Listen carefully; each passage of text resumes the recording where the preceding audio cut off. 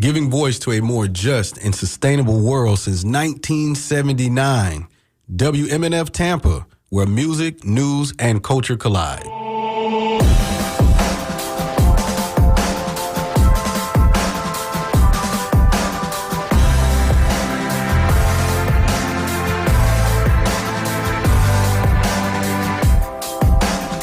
You're tuned to WMNF Radio 88.5 FM. This is the public affairs program called Community Speaks, and I'm your host, Patro Mobili. Of course, is an opportunity to talk with you.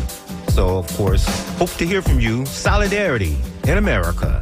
The hands-off protests in the USA over the weekend took place Saturday, the same day the tariff war against the world went into effect. People in cities across the country protested the almost 3-month-old administration in D.C. and the oligarch in charge, Elon Musk. Musk has been the billionaire at the made-up Department of Government Efficiency, firing workers and doing away with programs that has represented U.S. soft power in the world. As an oligarch, he benefits from the privatization of state-run industries such as mail delivery and education, and, of course, all of his contracts he got in the aerospace industries.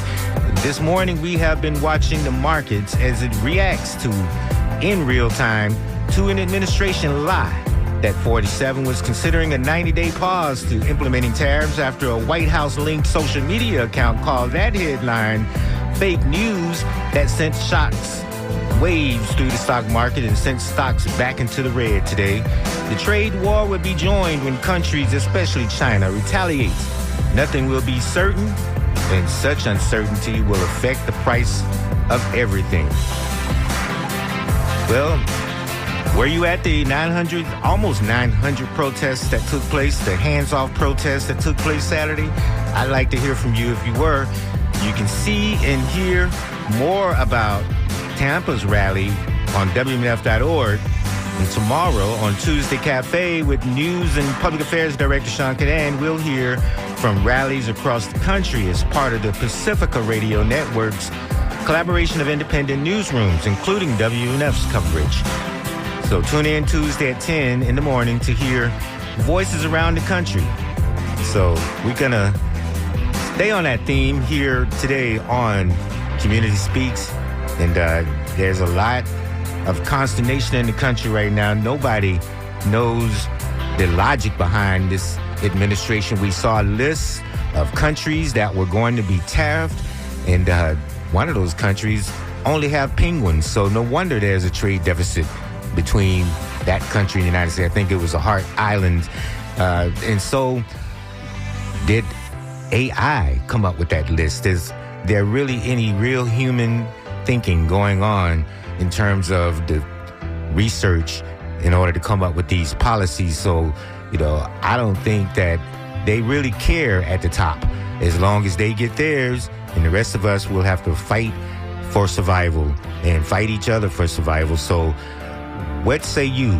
We're going to talk about some of those issues. The hands-off protests was organized by at least 4 groups. One group called 50501 was part of the organization of the hands-off protests this week. They say that they are a decentralized, rapid response to anti-democratic and illegal actions of this administration and its plutocratic oligarchs around it. And so we'll be watching for more political action coming from 50501 movement. It was founded to protest all of these policies of the second term of this administration. And so they were part of the nationwide protest that took place. Also, another group that was involved was called Indivisible.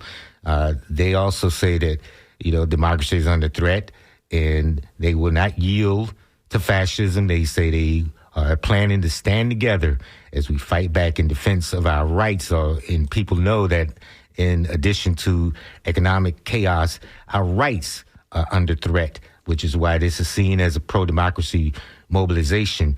So we want to hear more from you about all of these issues, and especially if you were part of the protest over the weekend.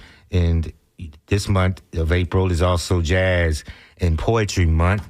And as we contemplate some of these issues, we want to contemplate some of the knowledge that is brought to us through music oftentimes and through poetry. And we know that this one of the famous voices of the past, Gil Scott-Heron, had a really appropriate song that really make you feel like this is why these times is why this song was written in the first place, because Gil Scott-Heron said, no matter the season, it is now winter in America.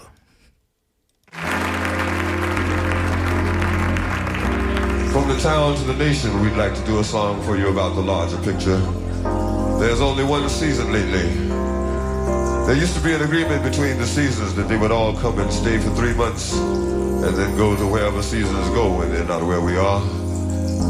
Lately there has been no spring, no summer, and no fall. Politically and philosophically and psychologically, there has only been the season of ice. It is a season of frozen dreams and frozen nightmares, a scene of frozen progress and frozen ideas, frozen aspirations and inspirations. They call the season winter. We call the song Winter in America.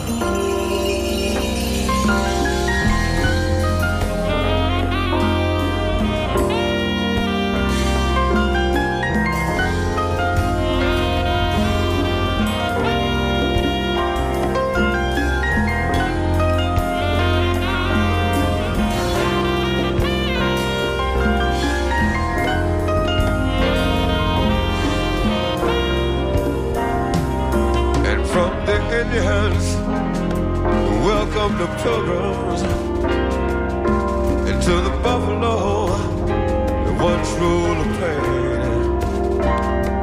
Like the vultures circling beneath the dark clouds, looking for the rain.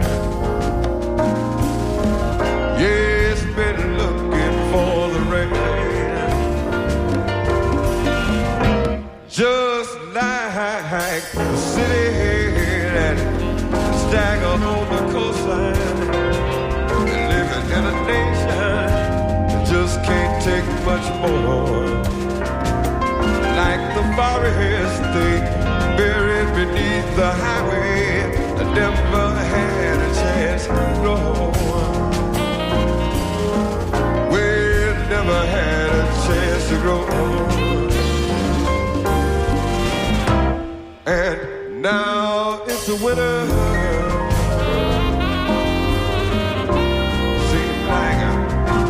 In America, it's a time when all of the healers done been killed or been betrayed. Say, people know it's something wrong with everybody ought to know when it hurts. Seems like a winter in America.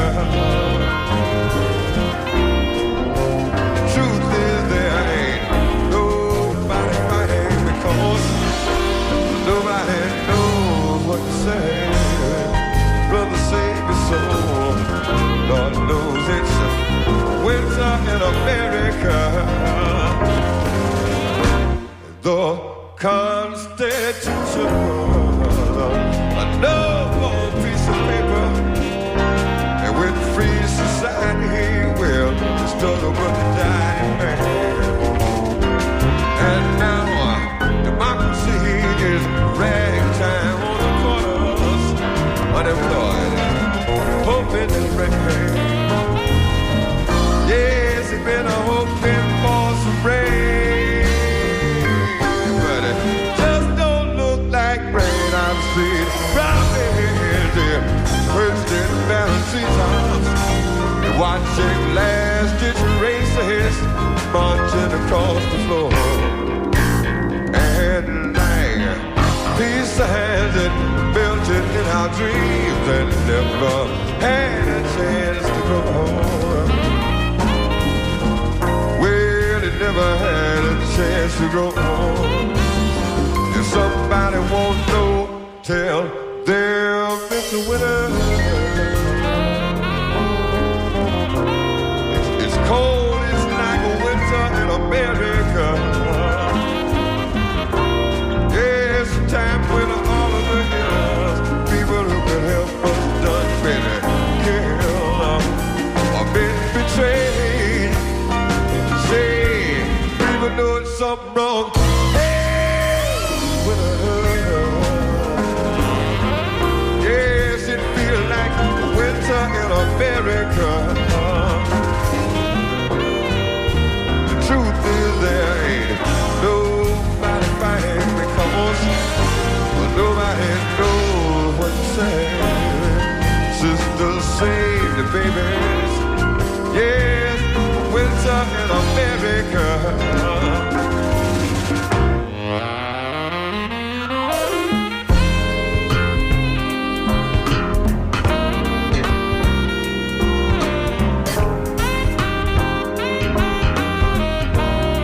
You're listening to a live rendition of Winter in America by Gil Scott-Heron. This is a public affairs program called Community Speaks. We want to hear from you, 813-239-9663.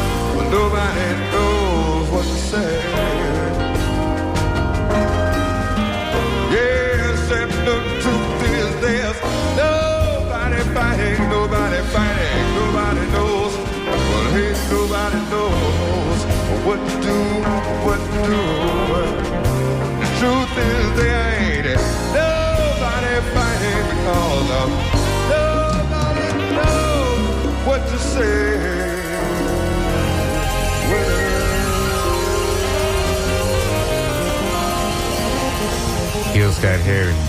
Nobody fighting because nobody knows what to save. And that's a true commentary on this moment in the United States right now. We see that there's the Department of Government Efficiency, some made-up department that has no one who was elected to that department making decisions. And this administration has ended U.S. aid contracts that had been providing life-saving aid. And, some officials are just worried about that and would like to have at least saved that humanitarian program across the Middle East and other parts of the world. This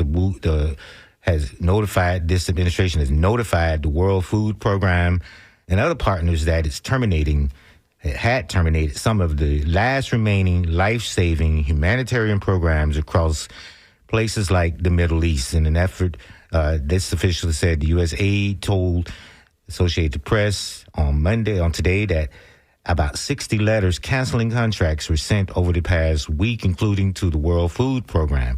An official with the United Nations says the World Food Program received termination letters from Lebanon, Jordan, and Syria.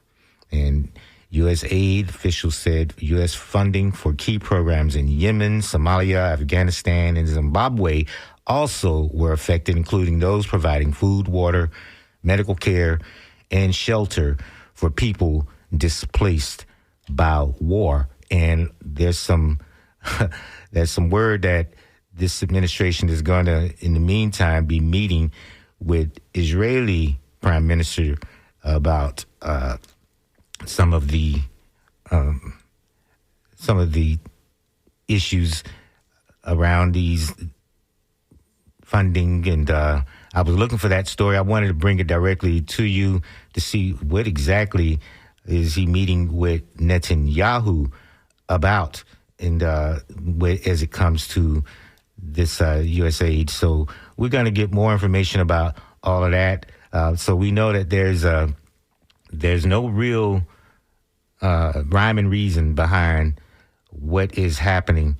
And but we're going to also look at some of these stories that are coming out this morning around immigration. The administration, in addition to what it's doing economically, it is doing a lot against human rights. It is actually, this administration has deported so many people without due process that a lot of U.S. citizens are getting caught up in the dragnet. And little Venezuela in Miami fears these moves against migration. They fear what's coming down the pike for, 700,000 Venezuelans that live and work legally in the United States. It's any place such as Doral, Florida, the largest Venezuelan community in the United States. Hundreds of those, thousands of people dread what could face them if lawsuits against this government fail. They would have to remain illegally at the risk of being deported or return home in an unlikely route, given the political and economic turmoil. Meanwhile, one man who did get sent out in the Supreme Court has said that it was weighing in, this one man who was sent to El Salvador and put in prison, and there was no due process. And it's clear this was the wrong man. This guy is not in the game.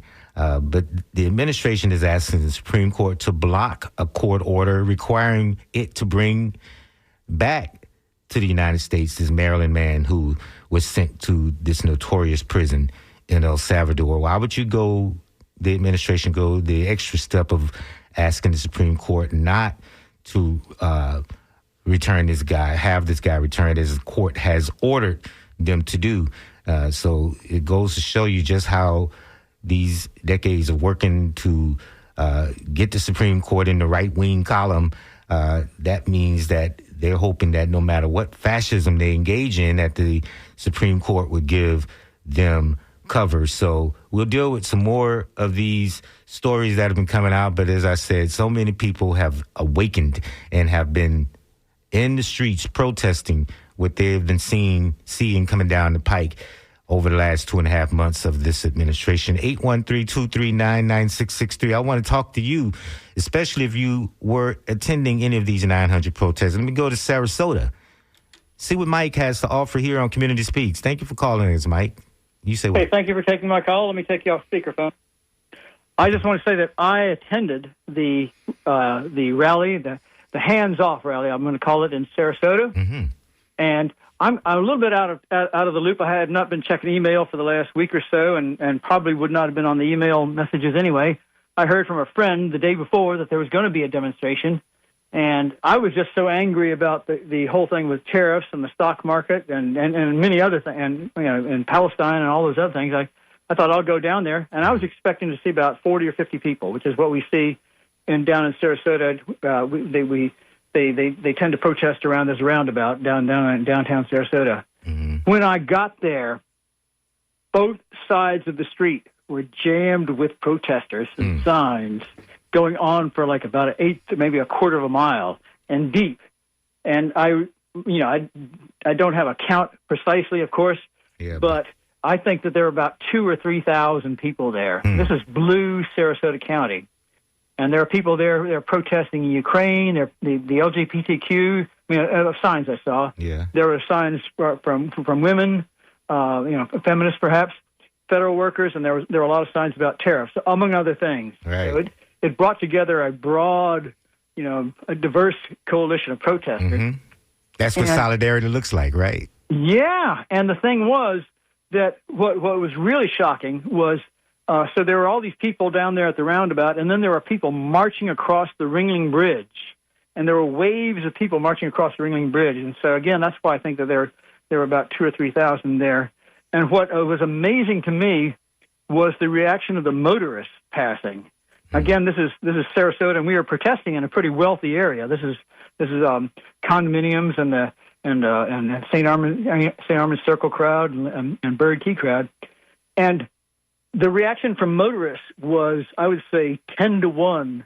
I mean, occasionally we'd see people giving us the one-fingered salute and shouting. It was probably more like 20 to 1, but it was more like 21 people honking their horns and in support. So I think this is a I don't want to speak for or how Congress people and decision makers would react, but I think this is something that they can't ignore, because I think that what they saw there was the people.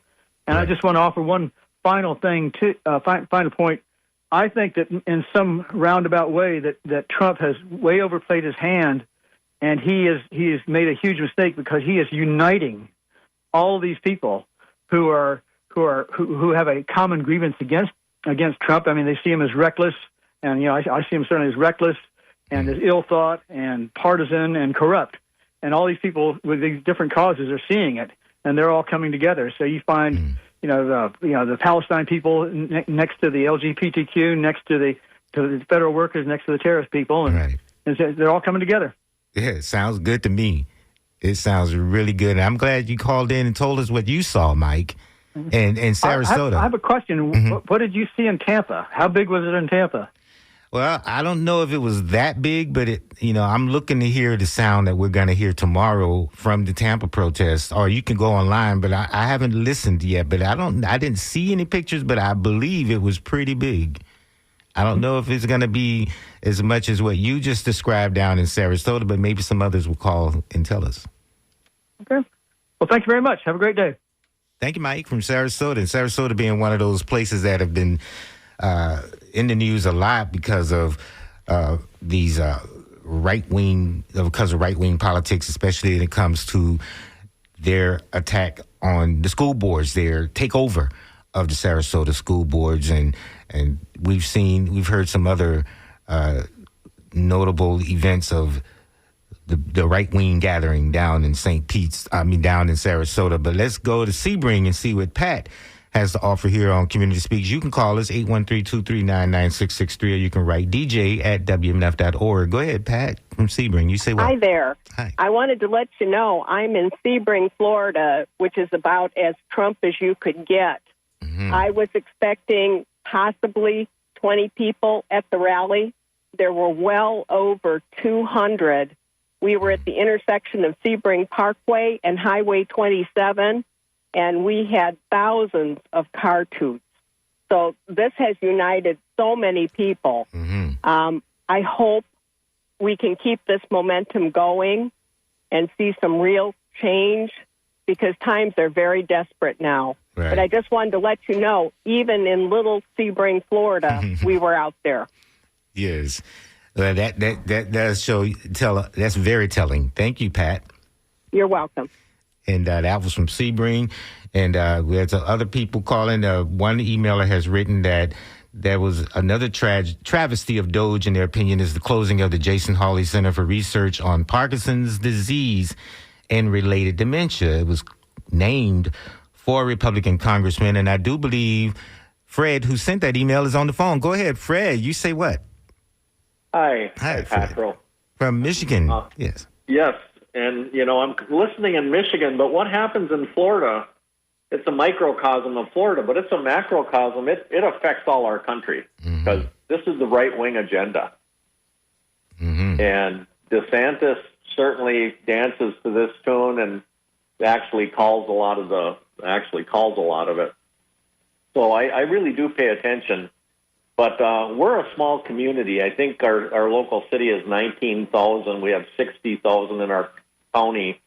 Our protest Saturday was 3,000 people. Wow. Which was far greater than expected. And I think it's going to continue to grow as the weather gets better. It's still winter up here. And we're going to see a lot more of this. My 87-year-old in-laws marched. Wow. I was unable to get there and, had wished I could have. But anyway, my 87-year-old in-laws, who are usually pretty apolitical, showed up and protested.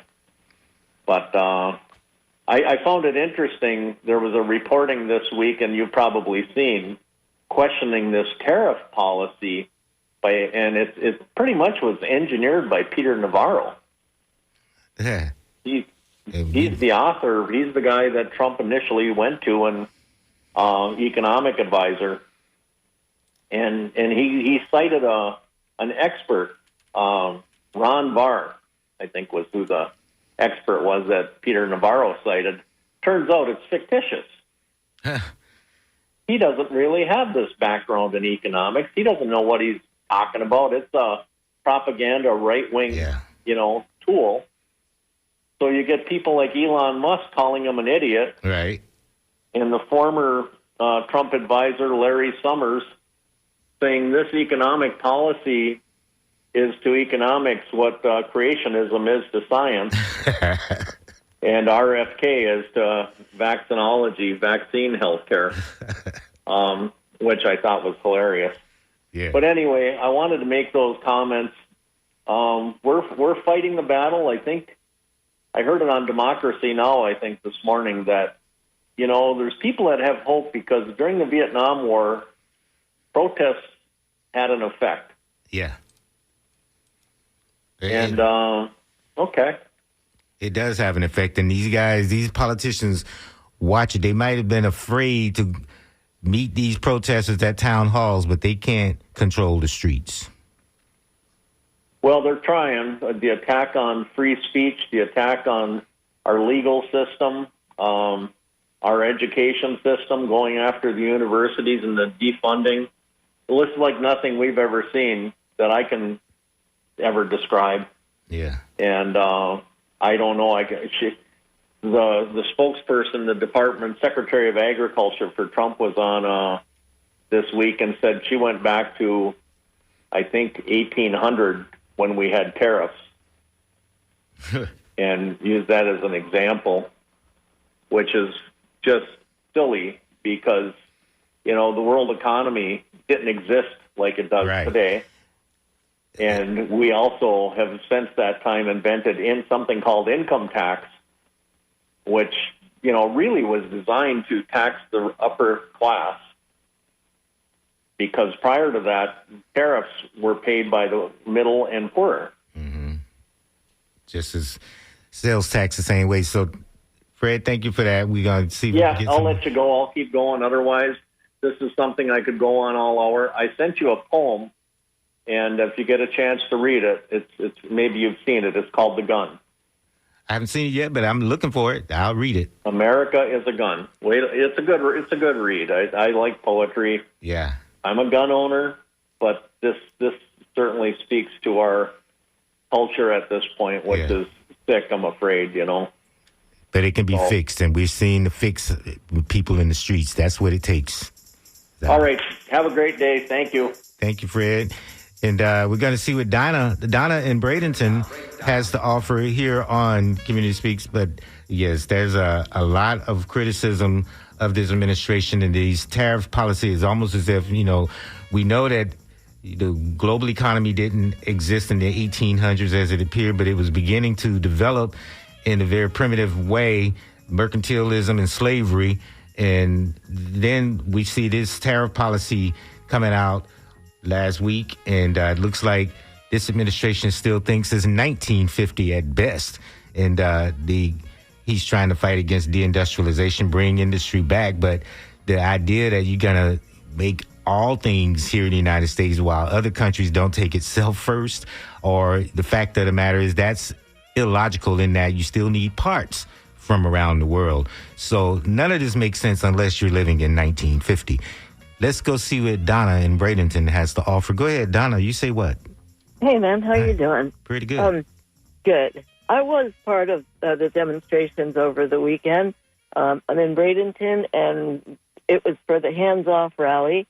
and we were lined up along Cortez Avenue. And by the time we left, someone said we were about 760 people or so.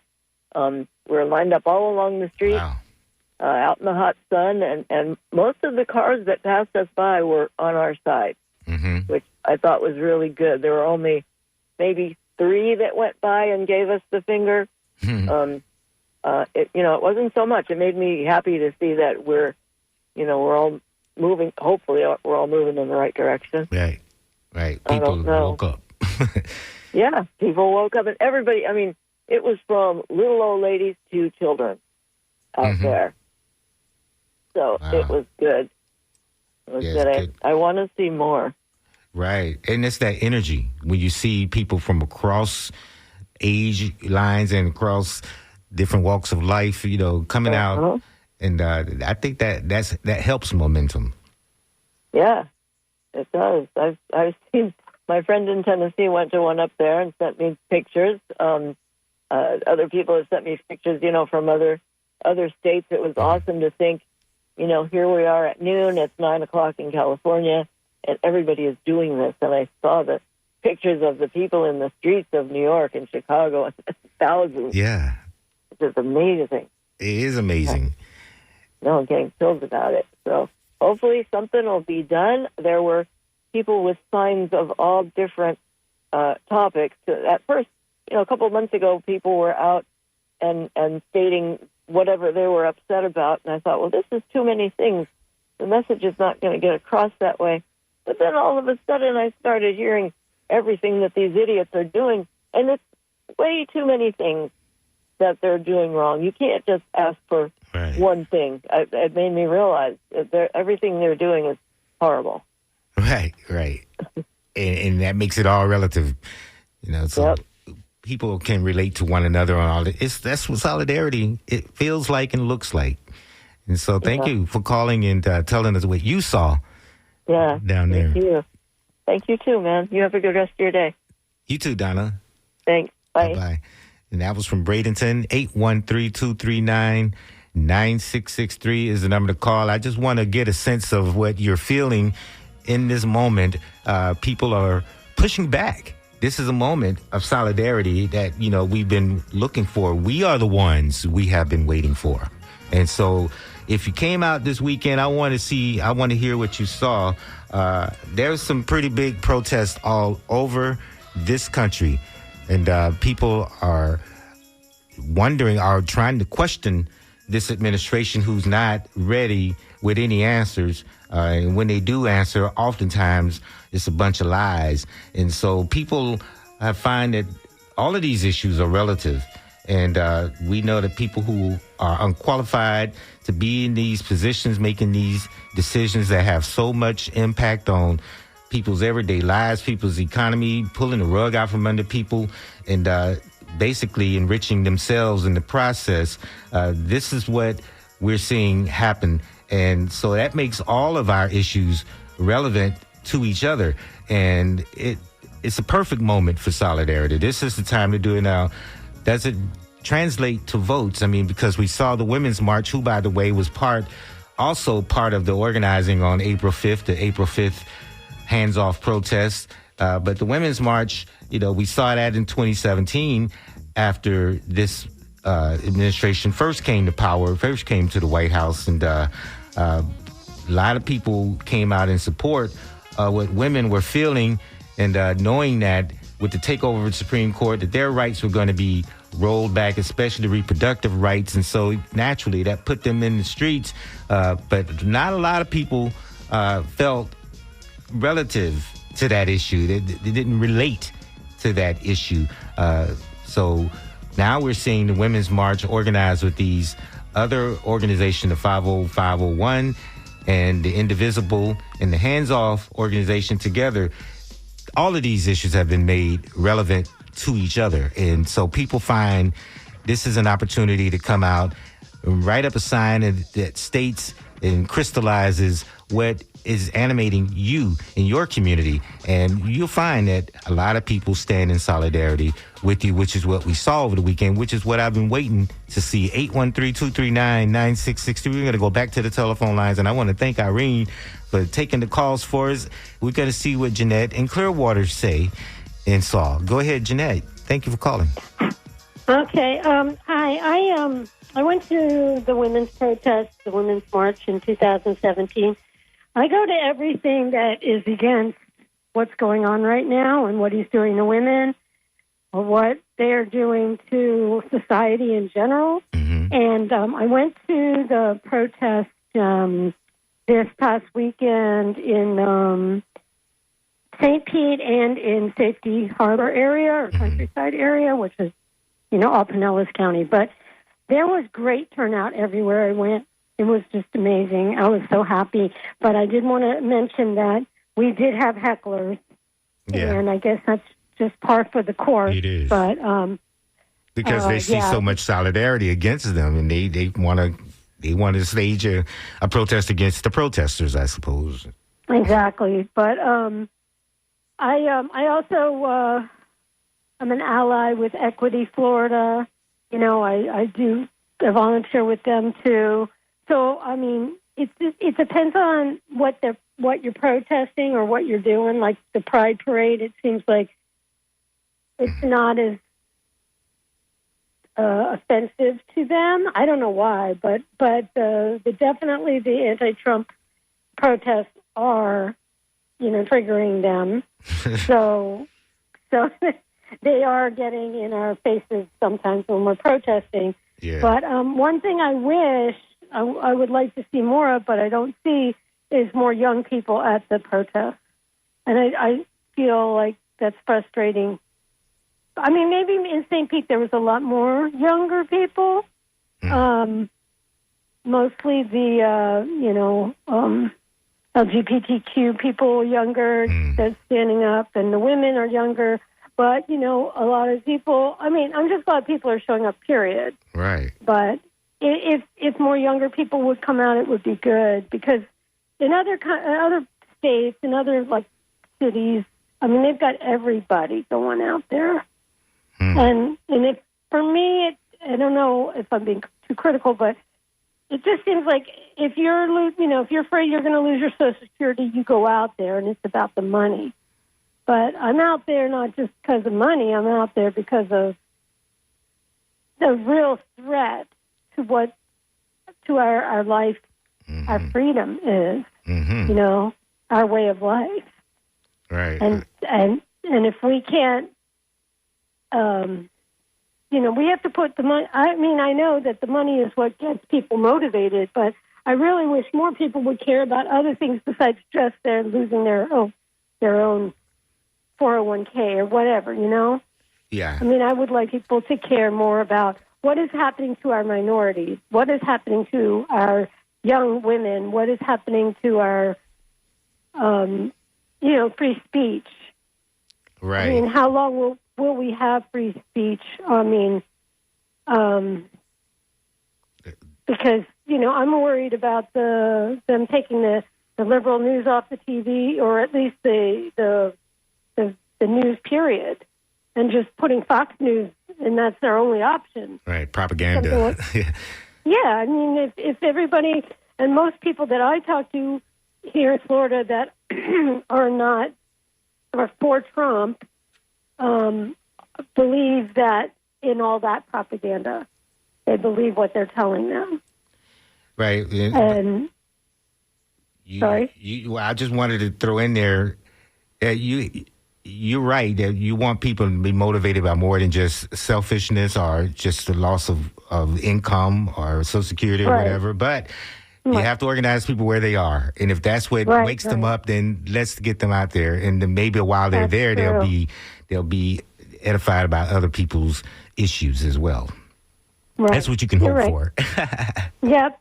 But I do want to say that I am afraid of, because I watch PBS and I watch, I see news online too, but I do watch PBS and I do feel like they try to keep in the middle of the road. I mean, they are more to the left, I know, but, or I wouldn't watch them if they weren't more to the left. But still, I mean, they're about to take, NPR and all that off. I mean, and defund them, and it just scares me. That's right. So, I mean, I just see fascism getting stronger and stronger, and even if we're all out there yelling and screaming, is anything changing is what I'd like to know. When are we going to see real change? Because this time on Earth is kind of like a threat to everyone. Yeah. Well, I understand your fear, and it's this really real change. I guess time will only tell, Jeanette. Time will only tell. Yep, I know, but we won't give up. That's right. That's the point. That's the real point. Don't give up. Please don't give up. That's what they're counting on. Thank you, Jeanette. Thank you for calling. Okay, bye-bye. Bye. And I'm going to go to Lutz and see what a veteran has to add to this conversation. Go ahead. Deb, you say what? Hey, thanks for taking my call. Well, I took to the streets of Newport Richey down at the where the federal government building is on Little Road. And I got there early, and I started thinking, wow, there's not that many people coming out here. A lot of my friends, veterans, most of them veterans, were going to Tampa and St. Pete. And I live in Pasco County, like blood red Pasco County. I felt like we needed to come out here and support what's going on out here because it's rough for us even on a daily basis. But anyway, the good news is, as the time neared for the beginning, people were pouring in there on Little Road, which is kind of like a Dale Mabry in Tampa. It's a very busy road. There were protesters on both sides of the road there as far as you could see. A lot of people with noisemakers, and there was a lot of chanting and bullhorns and people going by and honking their horns. And I got to tell you, if you're feeling really down and depressed about things, you should go to one of these protests. Yeah. So, as a veteran, I went because I am a retired military officer. I'm a Vietnam Desert Storm vet, and as a veteran, I took an oath to support the Constitution against all enemies, foreign and domestic. Yes. And we are under attack now, folks. Make no mistake. I'm sad about some of the things the last caller said. People are out there just because of their benefits, and maybe that had to do with the name of the protest being hands off. It was about hands off something of mine. But if you were to go out to some of these protests, you saw people defending every kind of cause and walk of life. And I may have been out there because I'm a veteran, but like I said, I took an oath, and we're under attack now. There's another mass protest scheduled for April 19th, which is Easter weekend, and people on the resistance sites were saying, well, why did they pick that weekend? And people are busy with their families and blah, blah. They picked that time frame because there's information coming out that on April 20th, Trump is going to enact the Insurrection Act and mobilize military or maybe even Proud Boys, who knows, to quell the protest. Some people are thinking this may be the last protest. So do your homework on that. As a veteran, I feel like I should just warn people and tell you to get ready for what's coming. And I know you're worried about your Social Security, and me too. Yeah. My message regarding veterans, everybody knows they're chopping up the VA, death by 1,000 cuts. Trump says he's not going to touch VA, but Musk has got his chainsaw in there every day. And the thing about veterans is we are part of the cost of war. And if politicians can't afford us, they should not be starting wars. They should not even be talking about taking over other people's countries. But in terms of our benefits, they want to privatize the VA. Now, everybody should just think about this. First of all, veterans would end up being cash cows, disabled veterans. Mm-hmm. You know, like they make money off of all this stuff. Right. And, well, gee, we're running out of disabled veterans and Wall Street's not happy. We better have another conflict so we can have more disabled veterans. Right, right. I just personally feel that nobody should make profit from our wounds. That is sacrilege. So I hope that people will rally around the VA, but it's more important right now, I think, to look at what's happening in Washington, look what's happening to our Constitution, our rights that are being taken away, our free speech, maybe even WMNF. And so, yeah, think about your benefits that might go away. But on top of that, we need to come together in solidarity. And, you know, I saw a thing on Facebook from somebody that said they were tired of people putting political stuff on their posts because you aren't changing anybody's mind. Well, that's not the purpose of posting on social media or showing up at a rally, because we probably are not going to change hardcore minds. Right. It's about coming together and holding hands with your fellow citizens who are not on Fox, who know this is wrong and it's dangerous, and we need to get our act together. And we need to have channels of communications that we can use with each other. I think it's going to get rough out there, but it's time to stand up and stand together. And I was proud to do that on Saturday in Newport Richey. Right, of all places. And with the coming possibility of the Insurrection Act, you know, we know that that's going to be one-sided, since we saw an insurrection on the right and nothing happened to them. In fact, they got pardoned. So thank you, Dan. Yeah. I mean, I had a friend from my childhood respond to a social media post I made about the rallies and such, and it was all pro-Trump, and she said she didn't think that, she knew that in his heart Trump supported the veterans. And here's the thing, we lost 4 soldiers in Lithuania about a week ago in an accident, and it took a long time to recover them.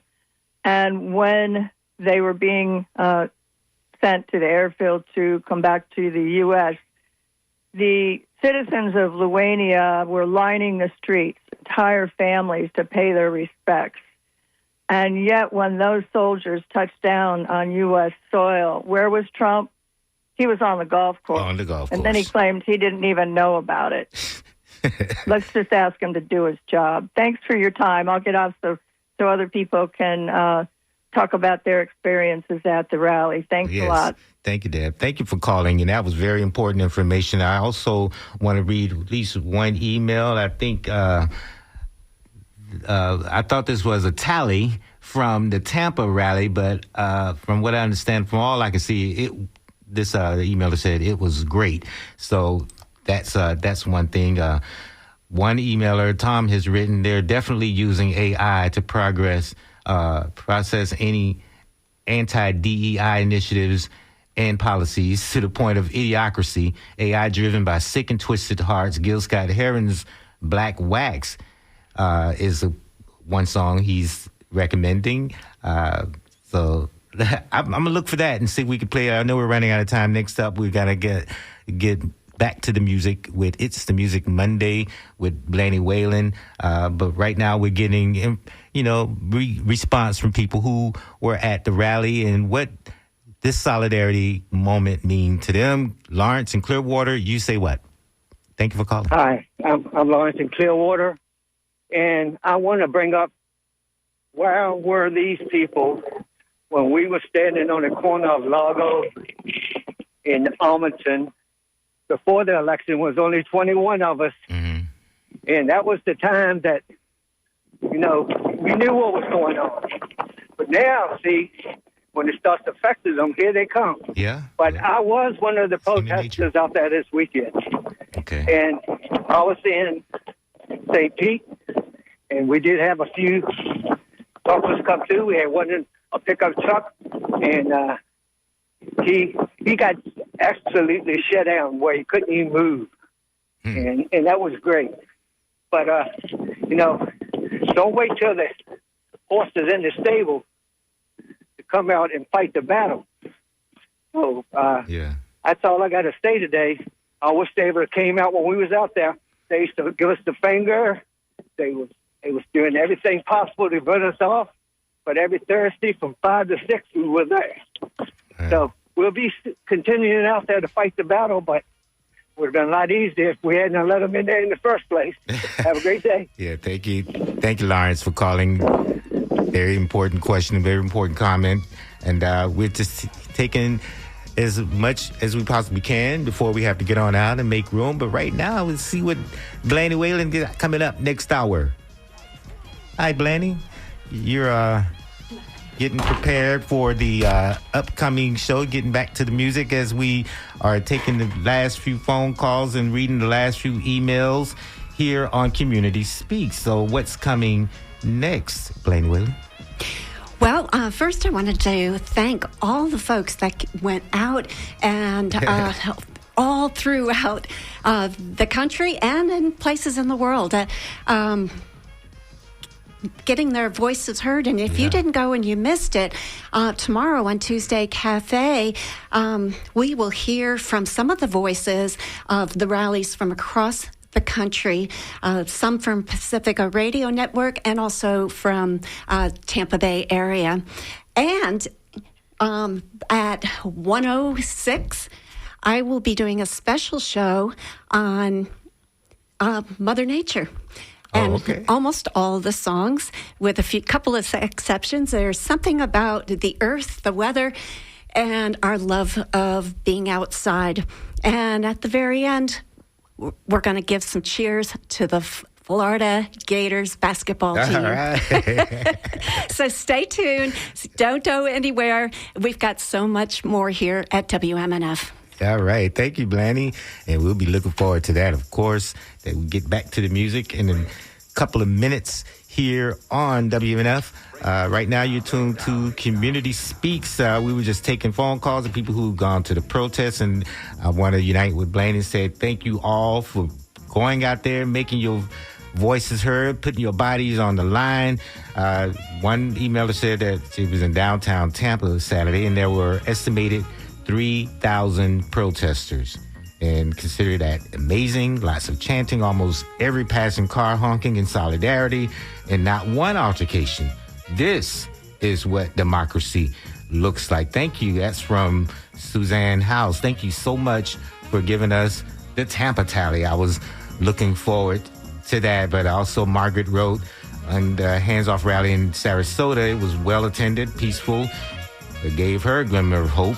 There were so many issues being protested, and notice that no black or brown people attended the rally, but that makes her sad. But yeah, black and brown people got out there and voted, and a lot of people left them standing alone in the voting booth when we were trying to put Kamala Harris in the White House. So I think a lot of black people are just tuning out a lot of issues, a lot of this right now. But that doesn't mean they don't care about what is happening. Question is, will there be any consequences for this administration? And that has been my question for so long. That's all the time we have. I'm going to get on out, make room for getting back to the music. We're going to go ahead and continue to talk about these issues. But remember to tune in tomorrow at 10 a.m. as the Tuesday Cafe picks up these issues. You're going to hear sound from the protests across the country. Thank you for joining me here. My name is Patro Mobili. Thank you, Irene, for taking the calls. Thank you all for calling and all your emails. This has been a great hour of solidarity. So we're going to get back to these issues again tomorrow and next week. But right now, we're going to get back to the music here on WMNF Tampa.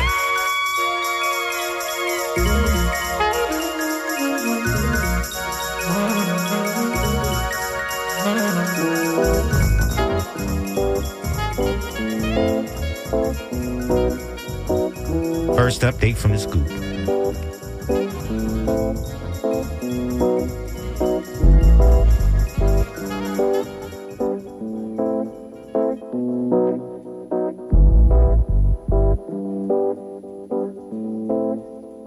Your news, your views, your values. This is WMNF Tampa 88.5 FM.